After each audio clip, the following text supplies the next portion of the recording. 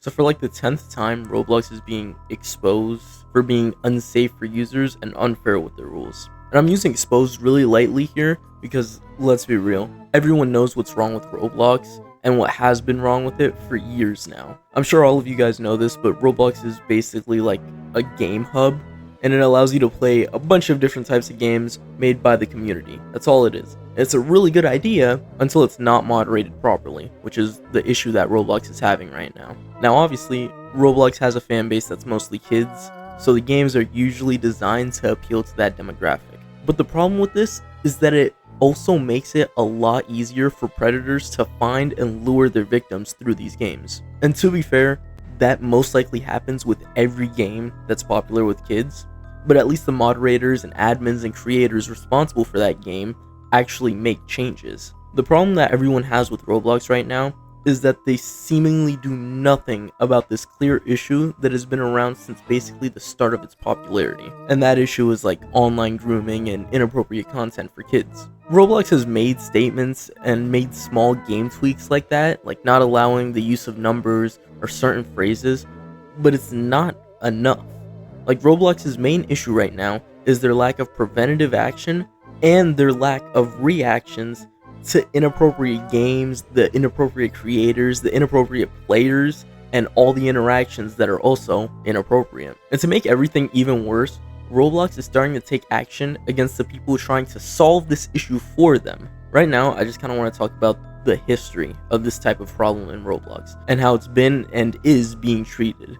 On Roblox, there's a category of games called condo games. Now, I'm not entirely sure when these started, but I first started seeing them and noticing them gaining popularity during like 2020, like in the middle of quarantine. Now, for all of you guys who take showers, condo games are basically a category of games on Roblox that are made as ways to just hang out and chat with new people. Like they're basically chat rooms, except there's Roblox.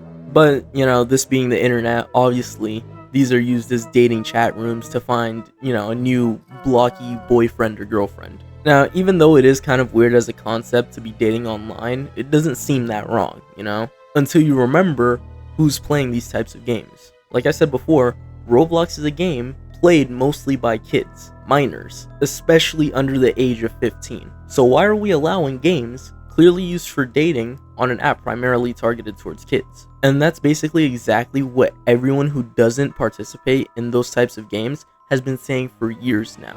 These games, especially the more recent ones, are clearly implied for dating and are meant to be sexually suggestive, which you can see when you look in the thumbnail and promotion art on the game's page. That's clearly not just for chatting. There are images there of people with their legs wrapped around each other and hugging and all of these weird positions, and obviously with dating games filled with kids looking for new boyfriends or girlfriends, there's gonna be some predators looking for some of that Robloxy too. Even though I probably could, I'm not going to spend this entire time trashing on Roblox, because even though it hasn't been a lot, they clearly have taken some sort of action to prevent games like this from being made and situations like this from happening. Roblox did apparently start to implement a zero tolerance policy on suggestive content like games, audio, images, and other stuff like that, and they also have some decent measures to preventing some of this stuff from even showing up on their games, like chat filters, parental controls, and moderation by AI, as well as like actual people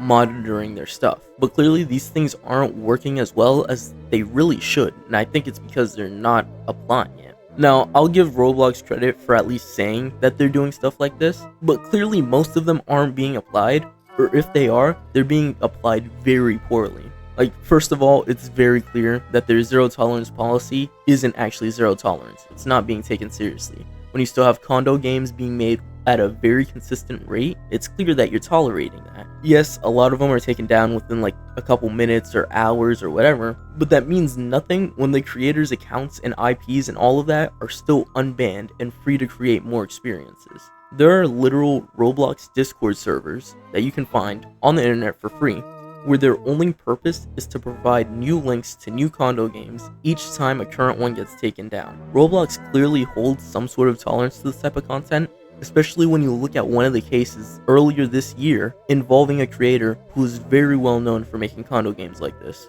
Now, I don't have the time to explain the entire story, but basically earlier this year, I think in the beginning of the summer, A Roblox creator called TheOfficial Teddy was known for making condo games and was banned by Roblox for making inappropriate content. Sometime later, Roblox was gathering creators to feature in their Hatch event, where collectibles were spread out over a certain amount of games created by their community. For some insane and crazy reason, Roblox unbanned Teddy and featured him in this event, or at least they were planning to before everyone called them out. Now, he did actually get unbanned, and I'm pretty sure he was shown on a roster showing all of the creators, so clearly they're not as strict as they like to claim when they say zero tolerance policy and then unban somebody making suggestive content and promote that on your community event.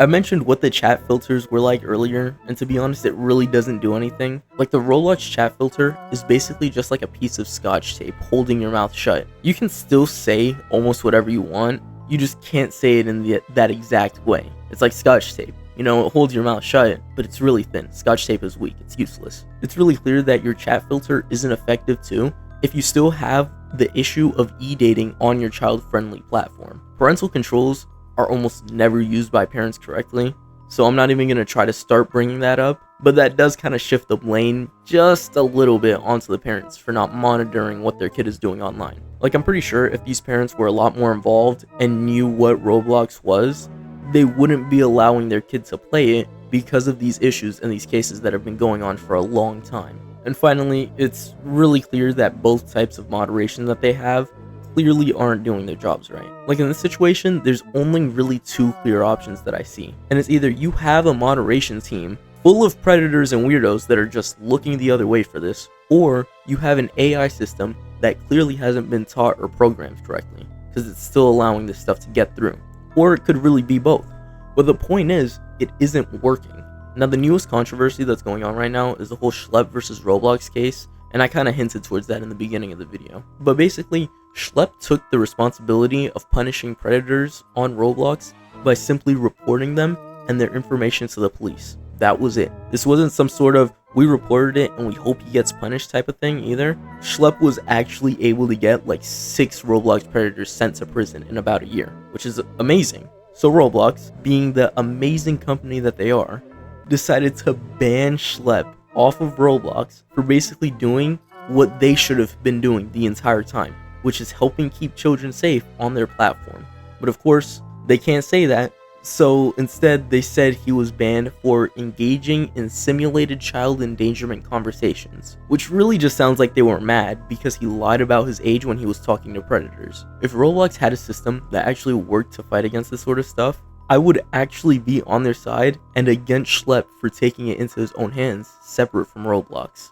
But the thing is, Schlepp would have never felt the need to or would have wanted to start catching predators if the system they have was actually applied and it worked well. If there were simply no predators in your game to start with and you weren't allowing them, you wouldn't have people on the internet catching them and shaming you for allowing it. That's just how that works. Roblox also sent Schlepp a cease and desist letter, which, for everyone who doesn't know, it's basically a letter that tells the person that it was sent to stop doing something that is illegal or it's harming the person who sent it. So in this case, Roblox is trying to say that Schlepp is harming Roblox by doing this sort of thing, by catching predators and recording it for content. And I guess what they're trying to do here is kind of threaten him with suing for defamation, but I don't think any court or jury will actually buy that story. I don't think a single court or jury is actually going to take that seriously. Honestly, I think them sending that cease and desist letter really just shows what this is about for Roblox. I don't think that they did this because they want predators on their game, because that sounds really weird. But I think they did this because they don't want people, especially the parents of potential customers, to know that they're clearly not taking the proper action against this. I think Roblox just really wants to be lazy and not actually spend any time or money into refining their game and community, while also keeping a good public image. And that's what Schlepp was kind of ruining for them, because he was bringing all of the predators on their app to life. Honestly, if this does turn into a defamation lawsuit, I would love to see Roblox's defense, because I don't see how they would be able to explain themselves. That defense would basically be like a guy saying, yeah, I enabled him to commit a crime, but I didn't do anything wrong because I told him he shouldn't. Like, at the end of the day, you still gave him the rope, the mask, and the gun. Anyway, if you enjoyed this video, make sure to like, subscribe, and let me know what other videos you want to see in the comments. That's all I have to say. I'll see you guys next time.